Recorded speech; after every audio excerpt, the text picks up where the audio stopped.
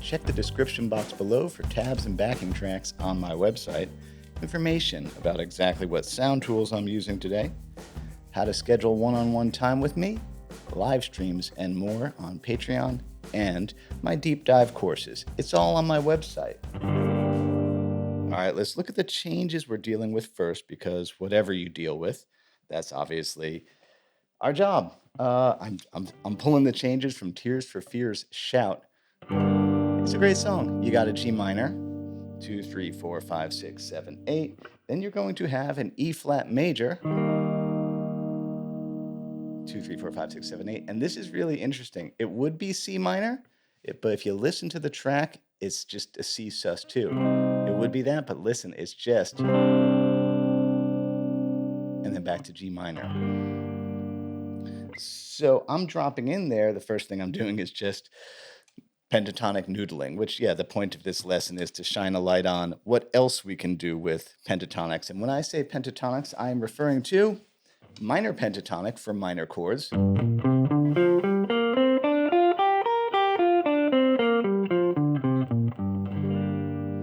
and major pentatonic for major chords. So you got an E flat here,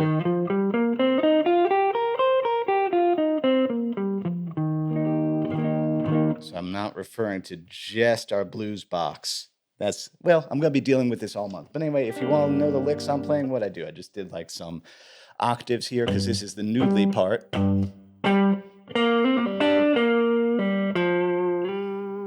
Just because G minor is a really fun key, you can use that open G string.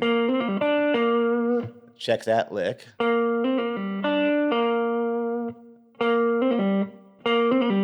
It starts to sound like Heartbreaker. I know that's an A, though. Now, I did hybrid pick that. Let's rotate around to this hand. Slowly. By the way, Vox, I don't know if they're still doing it. They're selling off these Bobcats at $500 a pop. That is well worth it. These are great guitars, especially at that price point. Anyway. Now, here is where it clicks over into the second and very useful thing that pentatonics can do, is they're I guess they're like the first thing I would always recommend if you want to do a walk or a tasty fill on a major chord or minor chord. Use the pentatonic that goes with that chord. I'm going to be talking about this all month, all of December, and the rest of my life, really. So we're on an E flat chord there. So I'm visualizing this E flat chord, but then I'm also visualizing this major pentatonic structure. My girl. That's the way, that's the way I do stuff. I'm not saying it's the only way to do stuff, but it's the way I do stuff. So I'm coming in there with that's the 5th fret on the D string there. I would also like to point out that is the Bo Diddley rhythm. I talk about that all the time. Then I'm going to always use that as a rhythmic motif. But,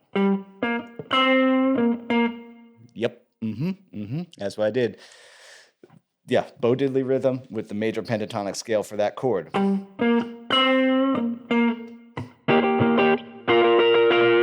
Then, you could call these double stops, but I'm really just kind of grabbing a part of the chord there that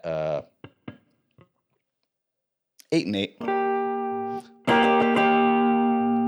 Mute that one in the middle. And then I'm just looking for, there's this E flat, this one, and then this one. And so I'm looking at that higher part.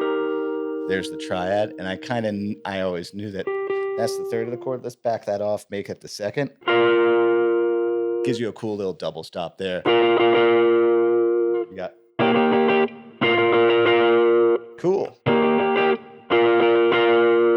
And then, of course, the third thing that pentatonics do so often, I'm probably going to say this every week until I'm dead, that oftentimes a song has a cool chord progression where all sorts of interesting things are happening, but the vocal melody is predominantly pentatonic.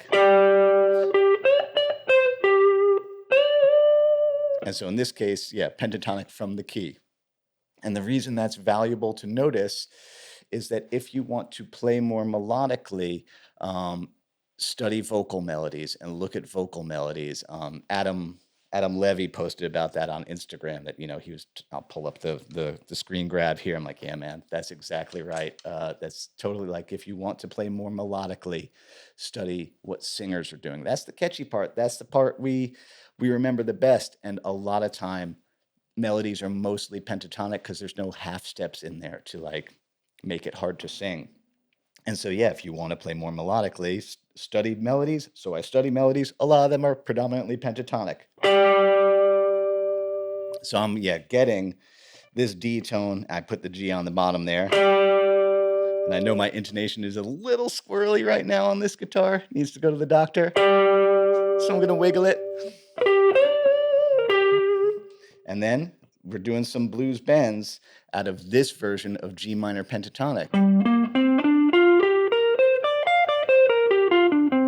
I don't even know what box you call that. To me, I don't know them as boxes. I know them as, well, there's the chord first, and I know the pentatonic that goes with it. But let's see.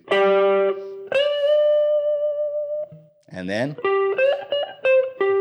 that's such a cool, Tears for Fears has great melodies and chord progressions.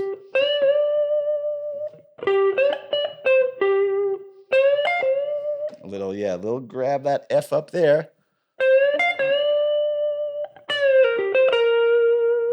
Cool.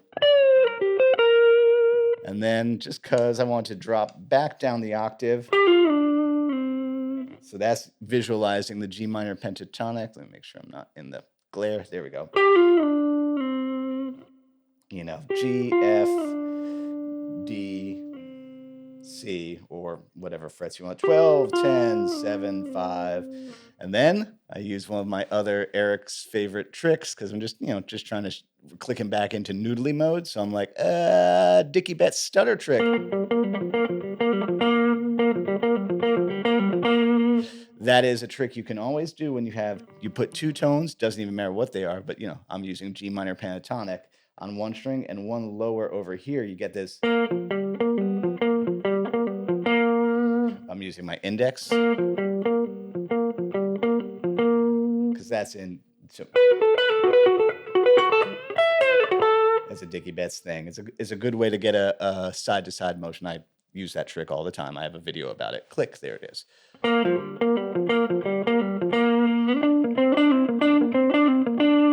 There it is again. Now out of this version of G minor pentatonic. All these charts are going to be up on Patreon. Hey, by the way, if you enjoy my work, please like, subscribe, and share. That costs you nothing and helps people like me out a lot. That stuff matters. Anyway, we got this version of G minor here. So then I'm doing the Dickie Betts stutter trick off of those two tones.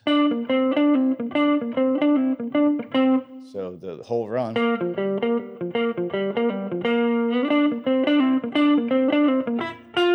Oh yeah, and I grab that F at the end, so the run.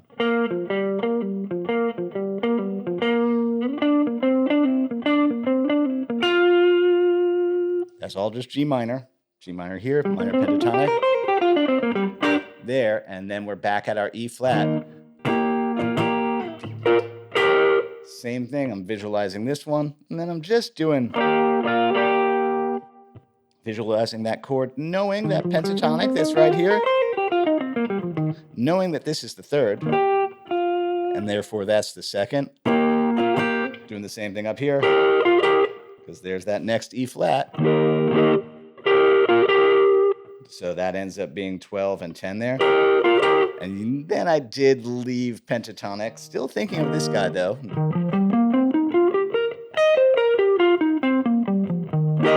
But then I did there's one note out of the pentatonic there. Oops, I cheated. So that is getting this C tone up there, that 13th fret. B flat, A natural, but 13, 11, 10. Because that tone is out of the overall key, of G minor. So I knew that would be okay. I could have just done that. It would have been totally cool, but I don't know. My channel, my house, I do what I want. I broke the rules of my lesson. That's all right. Then we go back around to do those blues bends, because we're getting that melody again. Boy, this guitar sings right there.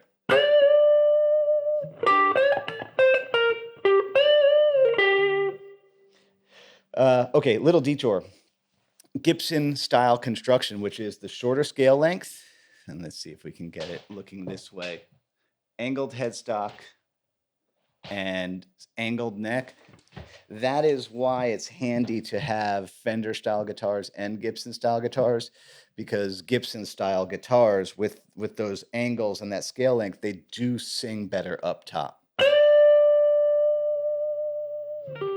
That like a Fender, I always notice, I love my Fenders. I'm a Fender guy. Like, yeah, if I had Telecasters, I love Telecasters. I'm known for my Mustang. I love my Mustang too, but if I had to choose one Fender, it would be a Telecaster, because it's like the Toyota pickup truck of guitars. But anyway, Fenders always get a little tight and chirpy and kind of, they don't sing as up high as easily as guitars that have these angles. Just a detour.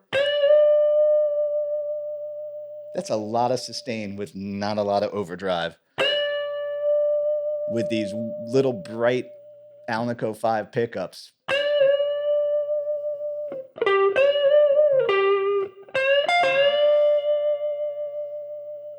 That's really cool. I kind of want to buy one. If they're only $500, I want to get the P90 one also. And I think, anyway, now I distracted myself. Oh, yeah. And then I jumped the octave down.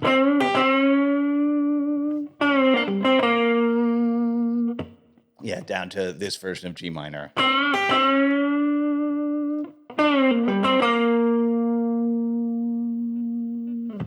And so in conclusion for today, yeah, I'm going to deal with this more, I think, for the next couple of weeks, to see if I can prove my point about this. That I think we think that pentatonics, it's easy to go, yeah, is there other scales to use? I'm so sick of this. I'm tired of doing that. So yeah, notice that like the major pentatonic form for doing fills on major chords, super cool. Similarly, the minor pentatonic forms for doing fills on minor chords, super cool. And that they still actually make up the lion's share. I'd say 80% of a vocal melody is often pentatonic, because that lack of half steps and just makes it so singable and catchy. So this is my way. I guess, yeah, all month I'll just be trying to be like, no. Let's make sure we fully have exhausted all the cool things we can do with pentatonics before we're like, no, I want to do modes, or I want to do weirder things, or I want to do arpeggios. I'm like, I really like pentatonics though. Thanks so much to everybody who supports me in all the ways that you do with the like, subscribe, and share. And again, you can book lessons with me, live streams, and more on Patreon, charts, backing tracks, all sorts of stuff. That's a good way to just keep up with me. And then my deep dive courses, it's all on my website. As Bill and Ted would say, be excellent to each other. That includes yourself. Happy Friday. Eat pizza.